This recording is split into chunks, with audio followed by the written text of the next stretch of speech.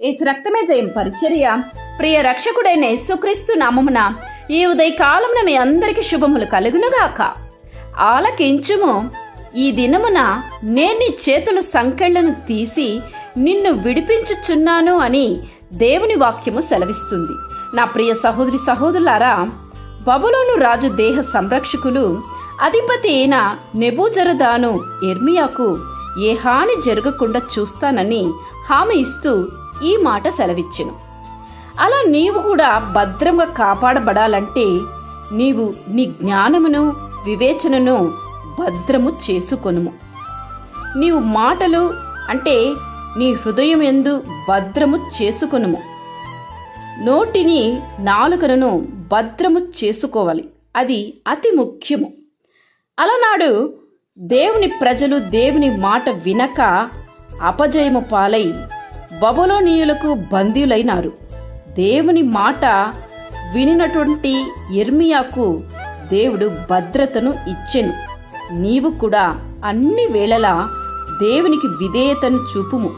తప్పక దేవుడు నిన్ను భద్రముగా కాపాడును.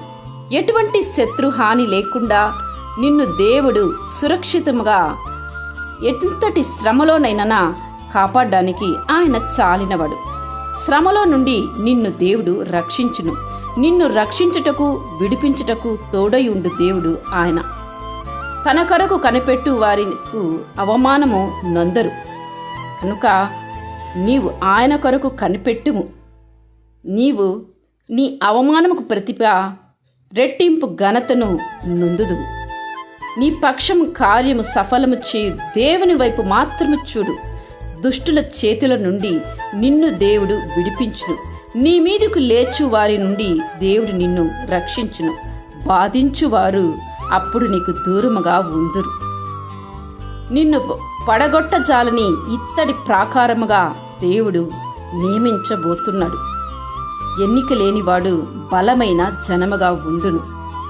దేవునిపై ఆధారపడి నీవు ఉన్నట్లయితేనే ఇటువంటి ఆశీర్వాదాలను నీవు స్వతంత్రించుకోగలవు.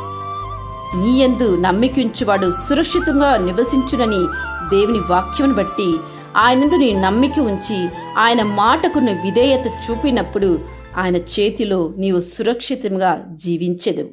ఆమేన్. యేసు రక్తమే జయం పరిచర్యలో మీ సహోదరి. God bless you.